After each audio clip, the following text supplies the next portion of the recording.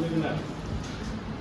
அதில் முதன்மையானவர் அருமை நண்பர் செல்வன் அற்புதராஜ். எல்லாரும் அற்புதமான மனிதர். இவரை 2011 நினைக்கிறேன் நிர்மலா ஸ்கூல் கேம்ப்ல தான் ஃபர்ஸ்ட் என்னுடைய அறிமுகம். யாருன்னே தெரியும், முன்ன பண்ண தெரியாது. பார்த்தோன்னே அண்ணே வணக்கம் நேற்று விட்டார் பக்கத்து.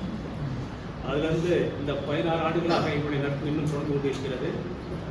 இது மட்டும் இல்லாமல் இந்த கல்வியாண்டின் மாநில நல்லாசிரியர் அருமை அவருக்குமே இந்த தகவல் வாழ்த்துக்களை தெரிவித்துள்ளேன். இன்னொன்று, இந்த மாதிரி ஓய்வு பெற்ற ஆசிரியருக்கான விழா நடைபெற்றுக் கொண்டிருக்கும் போது கூட அல்லது முன்னாடி கூட நல்லாசிரியர் விருது பெற்றவர்களுக்கும் கண்டிப்பாக ஒரு பாராட்டு விழா எடுக்க வேண்டும். அடுத்த கமிட்டி நீங்களாம் அந்த இதை கரெக்டாக செஞ்சிருங்க. அடுத்ததாக மதுரை பயாலஜி குரூப்பினுடைய உயிர் நாடி அருமை நண்பர் மோசஸ் பாக்கியராஜ். அடுத்த கல்வியாண்டின் நல்லாசிரியர் விருது அவருக்குமே இந்த நேரத்தில் என்னுடைய வாழ்த்துக்களையும் நன்றியுமே தெரிவித்துக் கொள்கிறேன். அடுத்ததாக சம்பத் சார். சம்பத் இருக்காரா? ஏன்னா இந்த விழா ஏற்பாடுக்கு சம்பத்துடைய பங்குமே உண்டு. ஆனால் சம்பத் சார் அவர்களுக்குமே என்னுடைய நன்றி தெரிவித்துக் கொண்டேன்.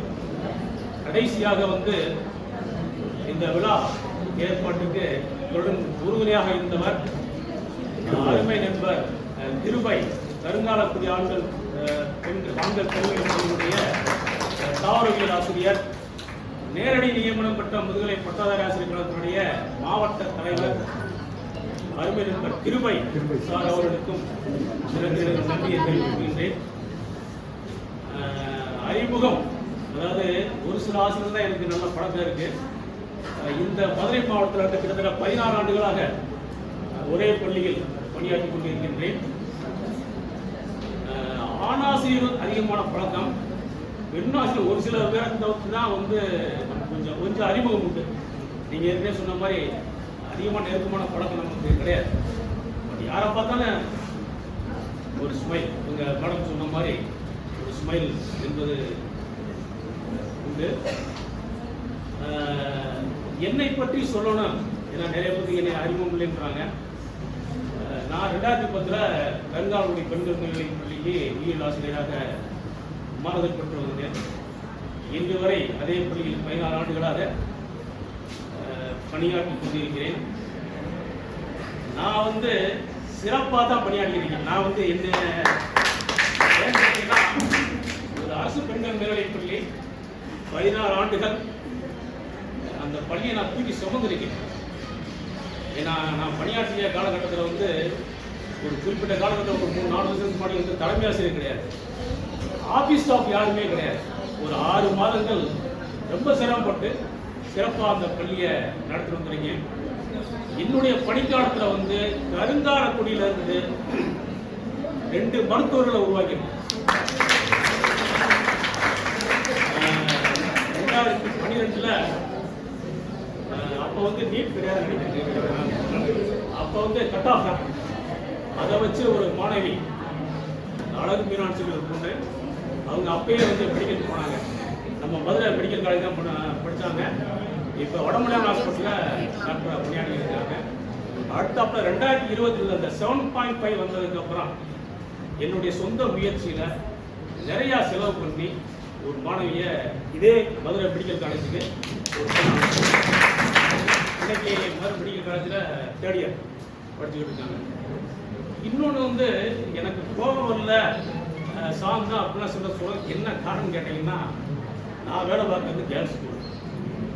இன்னொரு முக்கியமான விஷயம், ஒரு ஹைலைட் என்னன்னு கேட்டீங்கன்னா, கடந்த 4-5 வருடங்களாக அந்த பள்ளியில் ஒரே ஆண் ஆசிரியர்.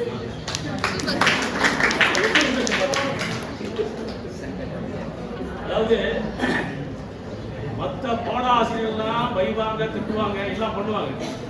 நான் மட்டும் வாய் திறக்க மாட்டேன். அதனால மாணவர்களுக்கு ரொம்ப பிடிச்சி போச்சு. மாணவர்கள் ரொம்ப பிடிச்சி போச்சு. பயாலஜி பீரியடு இல்லை அப்படின்னா இந்த பிள்ளை ரொம்ப ஃபீல் பண்ணுறாங்க. ஸ்டூடெண்ட்ஸ் ரொம்ப வருத்தப்படுறாங்க. நம்மளுமே பாடத்தோட வெளி விஷயங்கள் கொஞ்சம் சேர்த்து சொல்கிறோம்னா ஆர்வம் ரொம்ப அதிகமாக போகுது. ஆனால் ஒரு நாள் லீவ் போட்டால் கூட அதுவும் வந்து கேட்குறது ஏன் நீங்கள் என்ன வரல, எனக்கு இந்த physics fee chemistry fee maths fee குடும்ப தாங்கலை சொல்லக்கூடிய அளவுக்கு மாணவர்களுக்கு பிடித்த ஆசிரியராக நான் இருந்திருக்கேன். இன்னொரு முக்கியமான விஷயம், நான் வந்து இந்த லீவ் போகிறதே இல்லை. நிறைய பேர் என்ன நீங்களாம் மனுஷன் கொடுக்க மெடிக்கல் லீவு 10 நாள் தான் இது வரைக்கும் போட்டு என்னுடைய பணிக்காலத்தில் சிஎல்ஏ வந்து 5 நாள் 6 நாள் சும்மா தான் போடும். 6 தான் என்னாலே தெரியாது எனக்கு. இது வரைக்கும் எத்தனை 22 ஆண்டுகள் பணியாற்றியிருக்கேன்.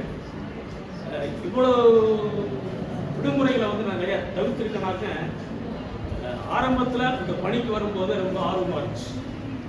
5 மணி 6 மணி வரைக்கும்லாம் வந்து முதல்ல ஆரம்பத்தில் எனக்கு வந்து பணி நியமனம் வந்து திண்டுக்கல் மாவட்டம் நத்தம் பாய்ஸ் ஸ்கூல். அங்கே வந்து 6 மணி வரைக்கும்லாம் வேலை பார்த்துருக்கேன். அப்போல்லாம் வந்து கூட நெருக்கடி கிடையாது நமக்கு. இருந்தாலும் நம்மளுடைய ஆர்வத்தின் காரணமாக விளைஞ்சோம். அப்போ அங்கே வேலை பார்த்த காலகட்டம்னா வந்து ஒரு நீங்கள் நினச்சிருப்பீங்க நான் ரொம்ப அமைதியாக இருந்தேன். நான் அப்படிலாம் கிடையாது. கல்லூரியில் படிக்கிற காலத்திலே பல ஆமாம் அது ஒன்று. மாஸ்டர் டிகிரி படிக்கும்போது தான் வந்து வீட்டில் வந்து சோழ வந்தாலும் வேண்டா காலத்தில் கூட சொல்லி விட்டாங்க. அங்கே போனால் எப்படின்னு தெரியும். அங்கே வந்து 4-5 தடவை பிள்ளைய அப்படியே முடிச்சு வெளியே வரும்போது பேச்சே இல்லை, எனக்கு பேச்சு பூரா குறைஞ்சி போச்சு. சாந்த சுரிபி அப்படின்னு சொல்லக்கூடிய அளவுக்கு மாறி போச்சு. நான் அதை அப்படியே ஃபாலோ பண்ண ஆரம்பிச்சு. இப்போ பணியாற்றிய ஸ்கூலு வந்து பெண்கள் படிக்கிறதுனால வந்து ரொம்ப அமைதியாக என்ன நடந்தாலும் லேசாக மட்டும் ஒரு வார்த்தை சொல்லிட்டு இந்த பிள்ளை நல்லா படிக்கலாம்னு சொல்கிறது கொஞ்சமாக படி. அதுக்குள்ளே எதுவும் சொல்கிறது நல்லா படிக்கிறவங்க நம்ம நாட்டில் வந்து நல்லா படிச்சுருவாங்க. தேர்த்தி விடக்கூடிய மாணவர்கள் இருக்காங்கல்ல, அவங்கள தான் பக்கத்தில் போய் கொஞ்சம் படித்தேன்னா வாழ்க்கை நல்லா இருக்கும் அப்படின்னு சொன்னதுனால மாணவர்கள் இல்லை. இப்போ கூட ஆக்சுவலாக எனக்கு May 31 வரைக்கும் சர்வீஸ். ஸ்கூலில் ஃபங்க்ஷன் வச்சு முடிச்சிட்டாங்க.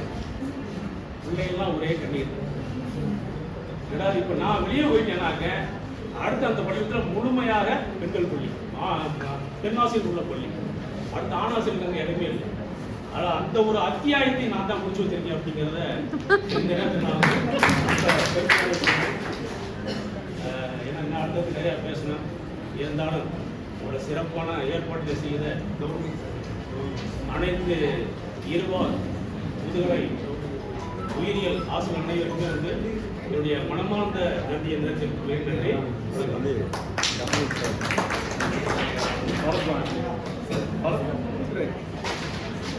பரத் சார், அண்ணன் முருகேசன் அவர்களுக்கு நன்றிகளை